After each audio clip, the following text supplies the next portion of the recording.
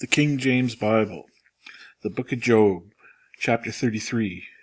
Wherefore, Job, I pray thee, hear my speeches, and hearken to all my words. Behold, now I have opened my mouth, my tongue hath spoken in my mouth. My words shall be of the uprightness of my heart, and my lips shall utter knowledge clearly. The Spirit of God hath made me, and the breath of the Almighty hath given me life. If ye canst answer me, set thy words in order before me, stand up. Behold, I am according to thy wish in God's stead.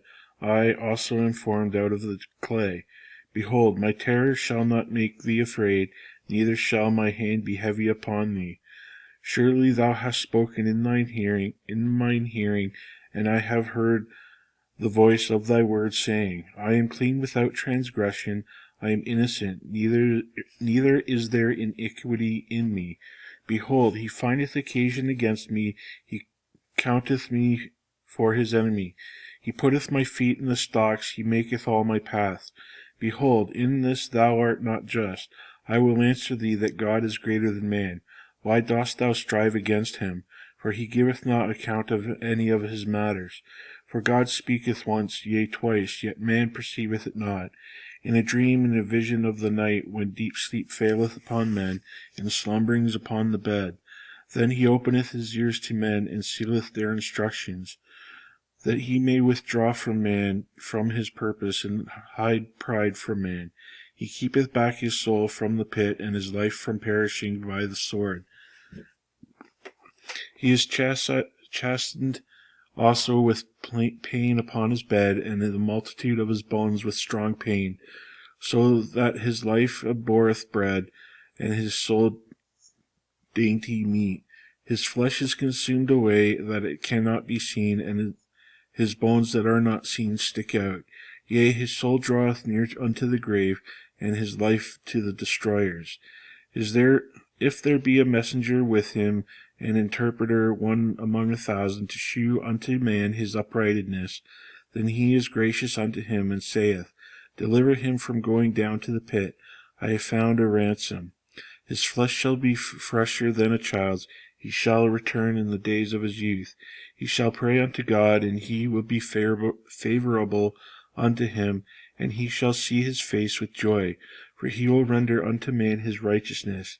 He looketh upon man, and if any say, I have sinned and perverted that which is right, and it profited me not, he will deliver his soul from going into the pit, and his life shall see the light. Lo, all these things worketh God oftentimes with man, to bring back his soul from the pit to the enlightened with the light of the living. Mark well, O Job, hearken unto me, hold thy peace, and I will speak. If thou hast anything to say, answer me, speak, for I desire to justify thee. If not, hearken unto me, hold thy peace, and I shall teach thee wisdom. Chapter 34. Furthermore, Elihu answered and said, Hear my words, O ye wise men, and give ear unto me, that ye have knowledge. For the ear trieth words, and the mouth tasteth meat. Let us choose to us judgment, let us know among us what is good. For Job hath said, I am righteous, and God hath taken away my judgment.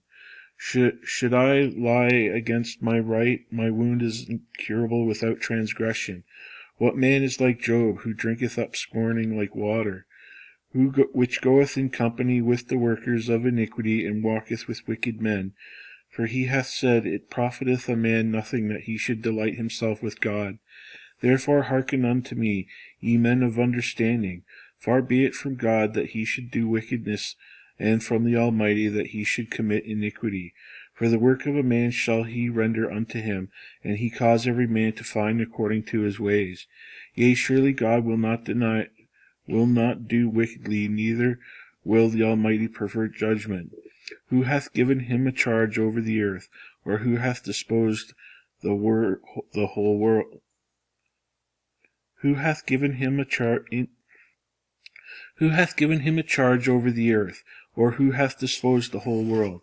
If he set his heart upon man, if he gather unto himself his spirit and his breath, all flesh shall perish together, and man shall turn again unto dust. If now thou hast understanding, hear this. Hearken to the voice of my words. Shall even he that hateth right govern? And wilt thou condemn him that is most just? Is it fit to say to a king, Thou art wicked, and to princes, Ye are ungodly? How much less to him that accepteth not the persons of princes, nor regardeth the rich more than the poor, for they are all the work of his hands. In a moment they shall die, and the people shall be troubled at midnight, and pass away, and the mighty shall be taken away without hand. For his eyes are upon the ways of man, and he seeth all his goings. There is no darkness nor shadow of death, where the workers of iniquity may hide themselves.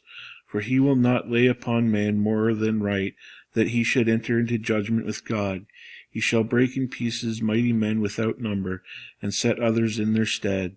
Therefore he knoweth their works, and he overturneth them in the night, so that they are destroyed.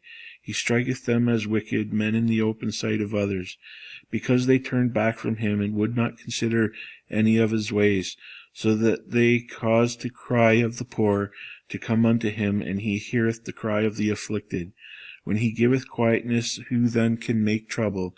And when he hideth his face, who then can behold him? Whether it be done against a nation, or against a man only. That the hypocrite reign not, lest the people be ensnared.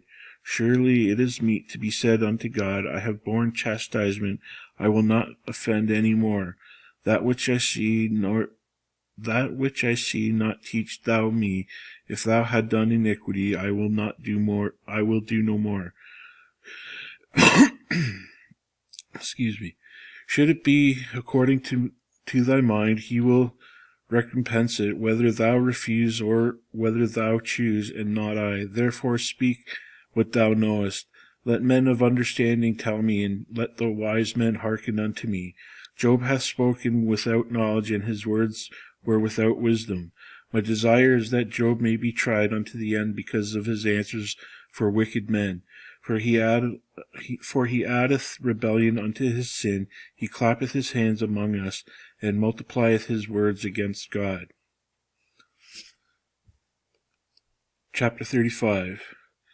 Elihu spake moreover, and said, Thinkest thou this to be right, that thou saidst, My righteousness is more than God's? For thou saidst, What advantage will it be unto thee, and what profit shall I have if I be cleansed from my sin? I will answer thee, and thy companions with thee. Look unto the heavens and see, and behold the clouds which are higher than thou. If thou sinnest, what dost thou against him? Or if thy transgression be multiplied, what dost thou unto him? If thou be righteous, what givest thou him? For what receiveth he of thine hand? Thy wickedness may hurt a man as thou art, and thy righteousness may profit the Son of Man. By reason of the multitude by reasons of the multitude of oppressions they make the oppressed to cry, then cry out by reason of the arm of the Almighty. Not the Almighty, just the mighty. None saith, Where is God my Maker, who giveth song in the night, who teacheth us more than the beasts of the earth, and maketh us wiser than the fowls of heavens? There they cry, but none giveth answer, because of the pride of evil men. Surely God will not hear vanity, neither will the Almighty regard it. Although thou sayest thou shalt not see him, yet judgment is before him, therefore trust thou in him. But now, because it is not so, he hath visited in his anger, yet he knoweth it not in great extremity. Therefore doth Job open his mouth in vain, he multiplieth words without knowledge.